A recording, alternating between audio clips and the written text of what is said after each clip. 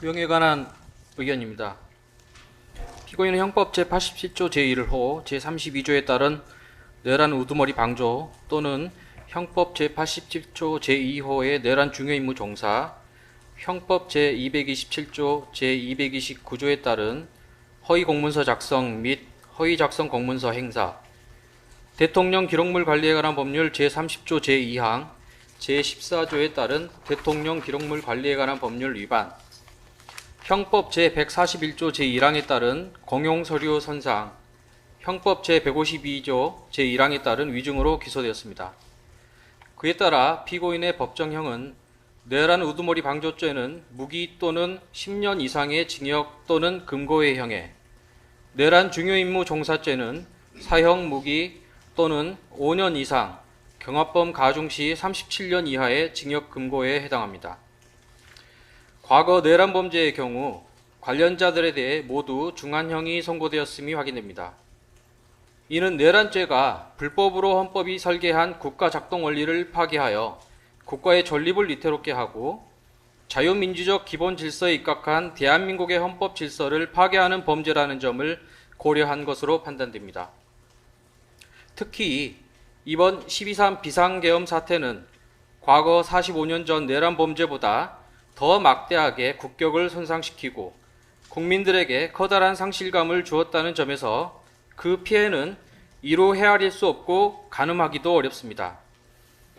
또한 사회적 발전 단계만 놓고 보더라도 과거 내란 범죄가 권위주의에서 민주주의로 발전하는 기회를 박탈한 것이었다면 번건 내란 범행은 수십 년간 대한민국이 쌓아온 민주화의 결실을 한순간에 무너뜨리고 우리나라의 국제 신인도 및 국가 경쟁력을 추락시키는 결과를 초래하였습니다.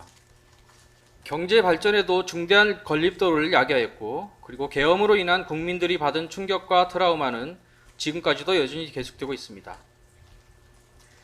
해외 사례를 놓고 보더라도 내란죄가 국민의 기본권에 대한 중대한 위해를 야기하고 위와 같이 국민의 기본 질서와 근간을 해하는 범죄라는 점에서 단순히 모의에만 참여한 경우라고 하더라도 20년 이상의 중한형으로 처벌하였음을 알 수 있습니다. 한편 피고인에 대한 양형과 관련하여 과거 5.17 내란 사건의 가담자인 주영복 전 국방부 장관에 대한 판결문 설시 내용은 오늘날 시사하는 바가 크다고 할 것입니다. 당시 계엄 확대, 국회 폐쇄 등에 관여한 주영복 국방부 장관에 대해 법원은 징역 7년을 선고하면서 그 양형 사유로 다른 사람의 힘에 밀려 그 소임을 다하지 못하였다고 변명하는 것은 하려의 일이고 피고인들과 같이 지위가 높고 책임이 막중한 경우에는 이러한 변명이 용납되지 않는다라고 판시한 바 있습니다. 마찬가지로 본건에 있어 행정부 위인자로서 국무총리였던 피고인의 납득할 수 없는 거짓 변명은 그 자체로 용서받을 수 없을 뿐만 아니라 용납되지도 않는다고 할 것입니다.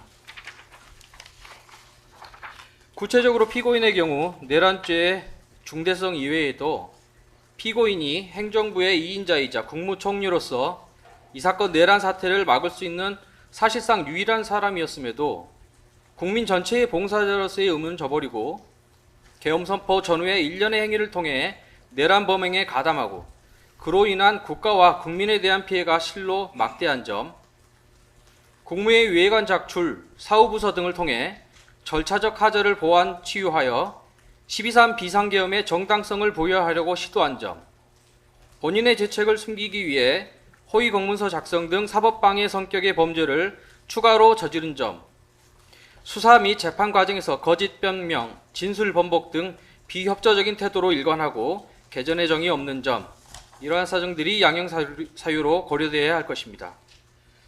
본 사건은 대한민국 민주주의에 대한 테러입니다. 국가, 국민 전체가 피해자입니다.